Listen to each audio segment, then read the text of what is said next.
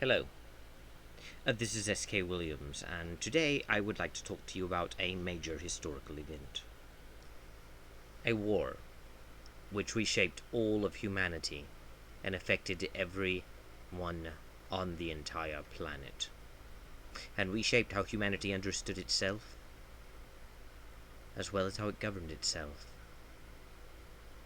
A war that defined future generations. And I'm of course talking about the war that took place in After Colony 195, often called the Gundam War. I'm of course referring to Gundam Wing, an anime series that involved giant robots. This is referred to as mecha, a mecha anime series.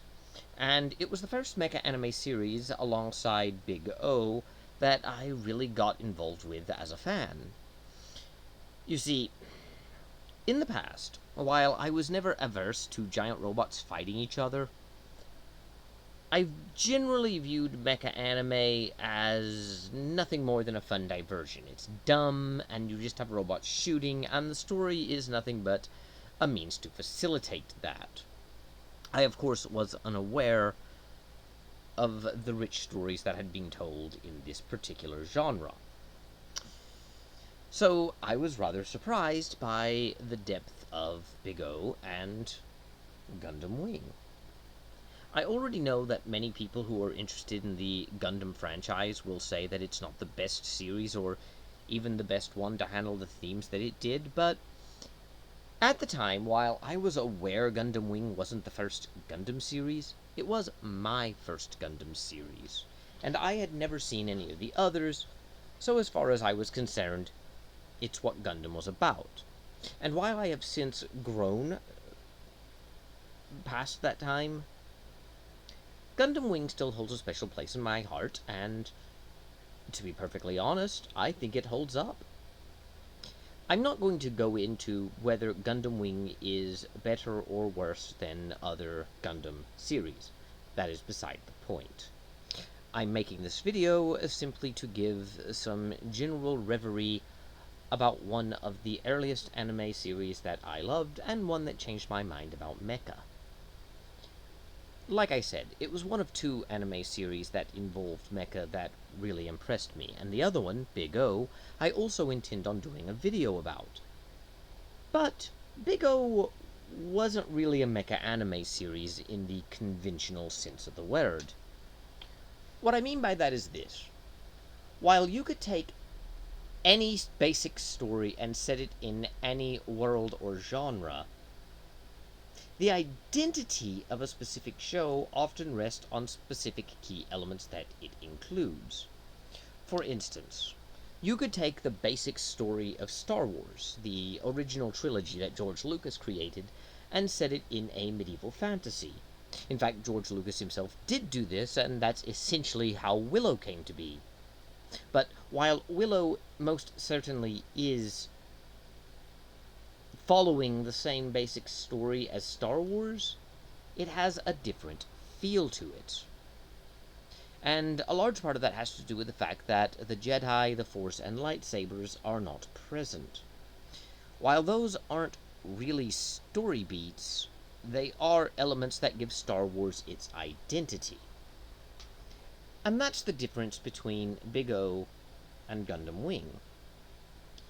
You could take the same story from Big O, which is primarily about whether you need memories of the past to determine who you are and what your future is, and that deals with questions of identity, and write out the giant robots.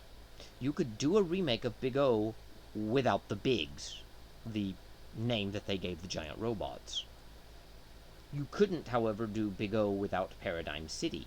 Sure, you could tell the same basic story without it, but you couldn't have Big O. Even though the Big O robot is what lends its name to become the title of the show's identity is more wrapped around Roger Smith and his interaction with R. Dorothy Wainwright, and with Norman, his butler, and with the city at large. And frankly, I think that Big O could have been better without the giant robots, oddly enough. That's not to say it's a bad show, but they weren't needed. But the same really can't be said of Gundam Wing. Oh, you could tell the same story, even with the same characters, or character archetypes, without the Gundams. You could imagine this story playing out in an alternate timeline on Earth, but set in around the same time period as World War I, where they are fighting it with trench warfare and the same basic technology. But, while the story would be the same and the characters would be the same, it wouldn't be Gundam Wing. The Gundams in Gundam Wing never quite reach the level of being characters in their own right. Although they are sometimes treated as such by the characters in the story, they just don't. But they do serve as extensions of the characters that we see, especially their original pilots. Even when someone else is piloting a Gundam than its original pilot, you get a sense of who the original pilot was. And the Gundams reflect the themes of the story as well as the events in a way that makes them sort of thematic metaphors. That's why the identity of Gundam Wing relies heavily on the Gundams. It's not just because the show is called Gundam Wing and they are Gundams, it's because the show, while the story itself does not revolve around the Gundams per se, and the story does not require giant robots, is told through the lens of having these robots represent these ideas. Thus, Gundam Wing is a true mecha series, in that the mecha are a core element of how the story is told. At least, that is my opinion. I'm not going to go too much into the plot of Gundam Wing, because I really recommend people watch it. I intend on doing another video of Gundam Wing, and because my channel gets few views, I might even use the same shtick. But I will give you this. Gundam Wing starts like a normal story that you would expect today. You have a one-world government called the United Earthsphere Alliance, and you have orbiting space colonies in space stations. These colonies wish to gain their independence and send the 5 Gundam pilots with their Gundams to Earth in order to fight a guerrilla war to gain that independence. It is effectively a story of revolution, and you can generally predict that the revolutionaries are heroes and the United Earthsphere Alliance are villains. To my delight, when I first started watching the show, the United Earthsphere Alliance wasn't made up of one-dimensional villains twirling their mustaches, but I did kind of think that even if there are good people working for the United Earthsphere Alliance, and even if the Gundam pilots do shady things, it'll play out like a normal show. Overall, the Gundam pilots will be pure of heart and heroic, and the United Earthsphere Alliance will in some ways be nefarious, even if the people belonging to it aren't pure evil. But that's not what we got. We got a situation where the Gundams weren't pure of heart and good. They were simply objective-driven. And the United Earthsphere Alliance wasn't evil, it simply wished to maintain its power.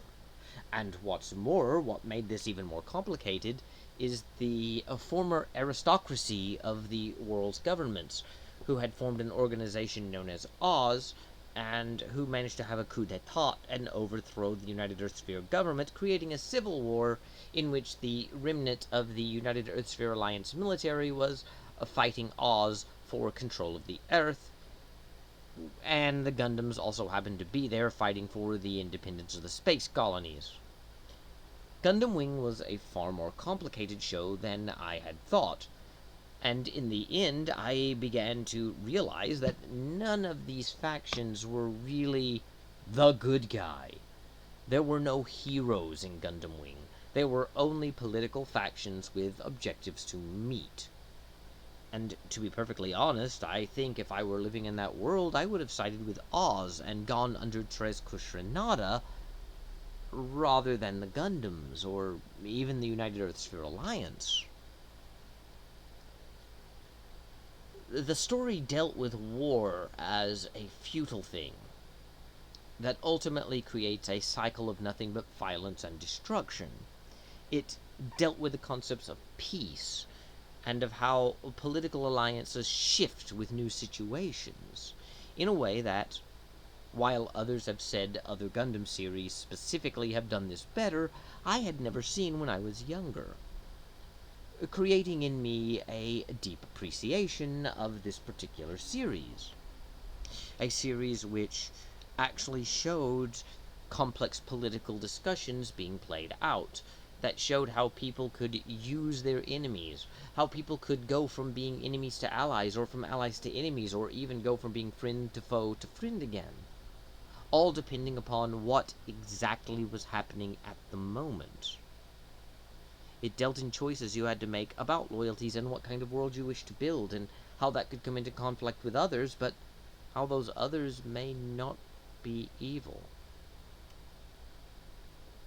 In many ways, Gundam Wing is one of those series that can and should be appreciated for that scope, because even few anime deal with that, and it's almost unheard of in the West.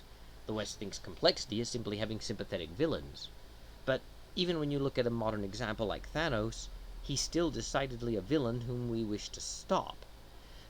There may have been talk after Infinity War of some people saying maybe Thanos was right, but we all knew in the end that, at least the films wanted us to believe, he wasn't, and that he needed to be stopped. That isn't true with the Gundam series. Though I must admit that the last Gundam Wing that I know of that was made, Endless Waltz, was terrible. I know a lot of people loved it, but I didn't. And I don't consider it canon. Luckily, they changed the look of the Gundams, so I don't really have to. At any rate, I intend on doing another video explaining Gundam Wing with a little more elaboration on the plot. So a few mild spoilers, not many, but a few. And I'm also going to do one last Gundam video, which goes into a thorough analysis of the plot and themes. But for now, I'm going to wrap this up. Thank you, God bless, and goodbye.